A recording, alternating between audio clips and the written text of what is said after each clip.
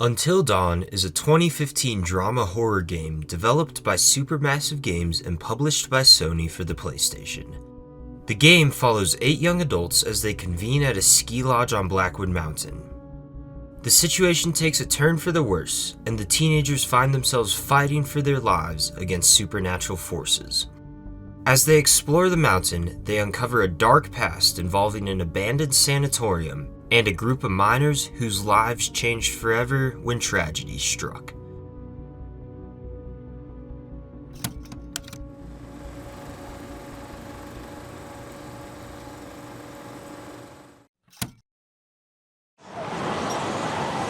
Jesus. What the fuck is that place?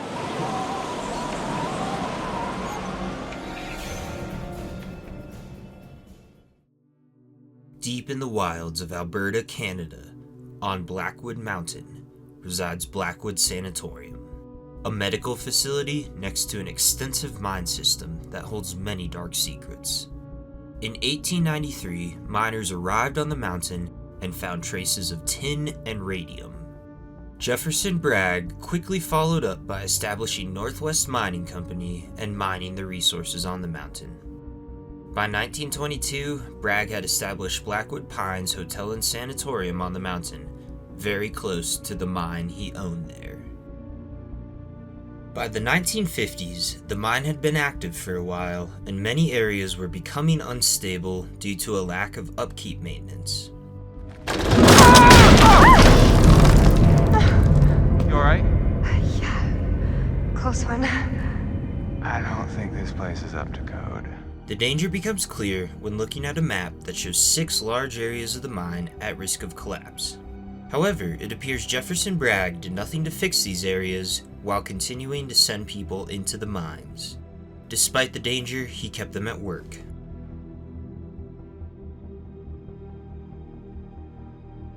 In 1951, a miner named Billy Bates joined the blasting crew working in the mine. Billy had a family to support, and in the mines there's a picture of them with a note asking him to hurry home, signed by his wife Agnes and daughter Louise. Deeper in the mine is a postcard addressed to Billy from a woman named Loretta. The note says she had a great time and asks Billy to look her up if he's ever in Calgary. Was Billy having an affair with another woman? Did he even want to go home? Billy would never have a chance to decide, as he was one of the miners that clocked into work and began to blast the new mine shaft on December 13th, 1951. While the clocking machine is located in the mines, the cards have been hidden in a safe in the sanatorium. The 30 cards mean that 30 men clocked into work as part of the blasting crew that day. Since the mine was already unstable, these blasts caused the collapse, and all 30 men were trapped in the mine. I was down there. It was horrible. There'd been a cave-in in the 50s, I guess, and these miners got trapped down there. The miners were trapped underground for 23 days.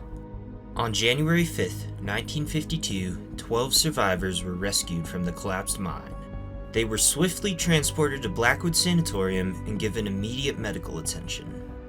However, the rescued miners were relatively healthy, and while some of the older miners displayed symptoms of pneumonia, none of them were terribly malnourished, despite being trapped in a mine for over 3 weeks.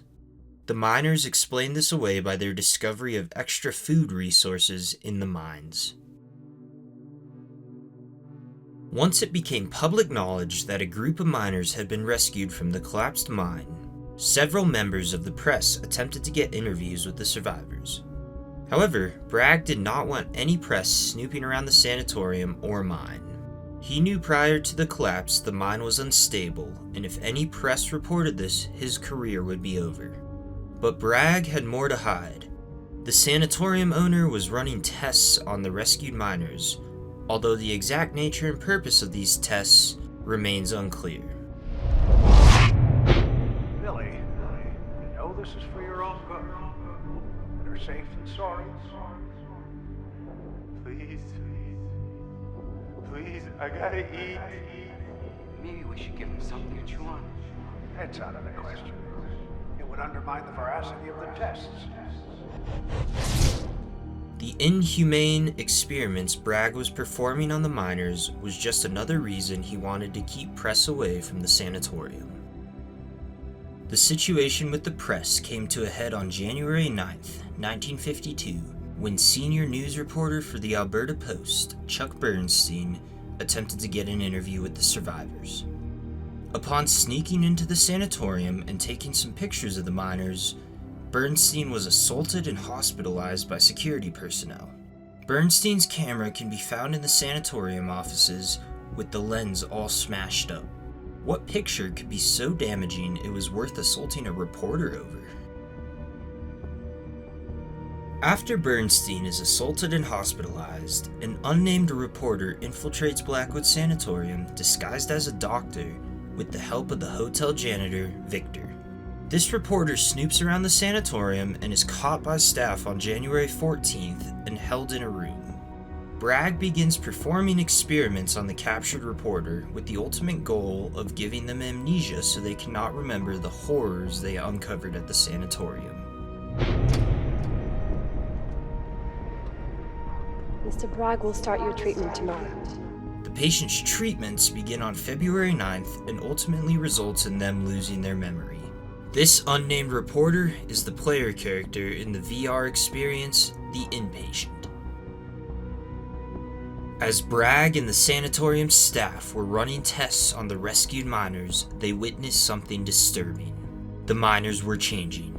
Symptoms observed by doctors included pallor, skin dyspigmentation, and severe vitamin D deficiency, as well as social dysfunction and violence towards orderlies. After spending so long trapped in the caves, the doctors expected the miners to exhibit symptoms of malnutrition, frostbite, and weakness, but did not observe any of these symptoms. In fact, the complete opposite was observed, with an especially unusual growth in strength. One patient lifted 725 pounds. A case study of Billy Bates shows how far this transformation goes. 4 days after being rescued, Billy is described to be showing skin discoloration, a curvature in the upper spinal and ribcage area, and deterioration and clouding of the eyes. As the week progressed, Billy's physical and mental state continued to deteriorate. 9 days after being rescued, the doctors observed a continued deformity of the upper spinal area, hair loss accompanied by scarring, the nasal septum area developing holes, and teeth growing into points. 12 days in, Billy's transformation was mostly complete. Doctors observed hair loss due to excessive shedding, pointed teeth growing to 1 inch long, corneal swelling, and the toughening of the stratum corneum, the outermost layer of skin. Billy's transformation into a monster was almost complete. But why were the rescued miners turning into monsters? There is a curse that dwells in these mountains. Should any man or woman resort to cannibalism in these woods, the spirit of the Wendigo shall be unleashed. Anyone who begins to starve on the mountain will be more susceptible to the Wendigo spirit. Eventually, as the spirit strengthens its grip, that individual's mind will cave, and they will kill without remorse and devour the raw flesh of a dead human. 18 miners died in the mine, and the survivors found enough food in the mine to sustain them for 3 weeks. By the time they were rescued, the Wendigo spirit was already awake and had gripped their souls.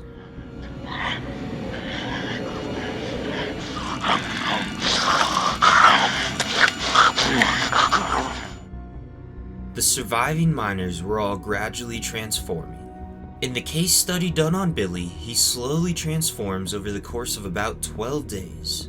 By the end of January, most of the miners had almost completed their transformation into Wendigos.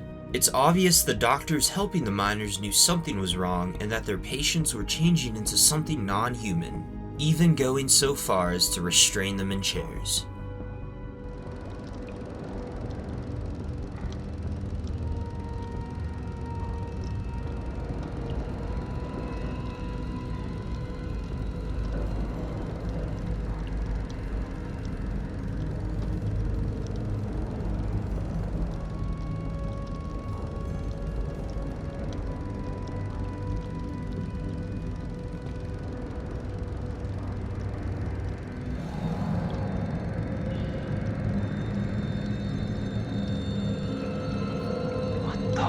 fuck is going on around here? But the doctor's efforts were to no avail. The miners were shells of men, and it was clear they were becoming a danger to the staff in the sanatorium. Jefferson Bragg was unsure of what to do about the miner Wendigos. That problem was solved for him. On February 24th, 1952, the Wendigos got loose in the sanatorium. What followed was a massacre. The creatures ran around the halls, killing everyone they encountered. Several death certificates can be found in the sanatorium, all dated February 24th, 1952. It appears as though Dr. Bowen signed death certificates for several staff members before being killed by an inmate and taken to the morgue. A survivor was able to build a makeshift graveyard outside the chapel, but their survival was unlikely with monsters running around the halls. As the Wendigo massacre began, Bragg and some of his staff retreated to his office, hidden in the psychiatric wing of the sanatorium. Here, the survivors decided to try to escape the Wendigos prowling the sanatorium, but Bragg decided to stay behind. He knew the Wendigos were dangerous and also knew someone had called the police. Once Bragg got off the mountain, he would have to answer for the inhumane crimes committed in the sanatorium. And rather than face his punishment, he chose to lock himself in his office and drink poison, leaving behind a single note.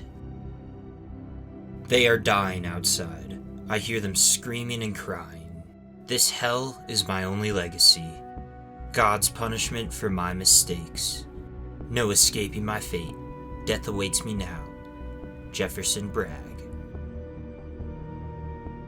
The Wendigos slaughtered everyone in the sanatorium. Jefferson Bragg and the rest of the staff were forgotten.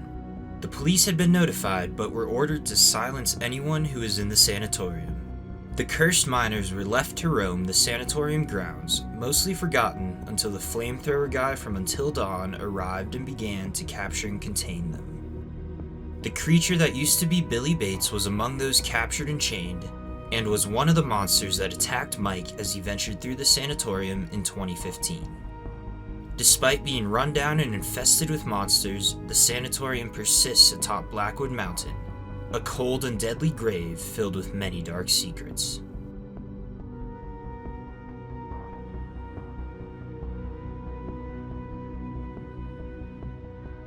Thanks for watching. If you enjoyed, be sure to leave a like and subscribe. I'll see you next time.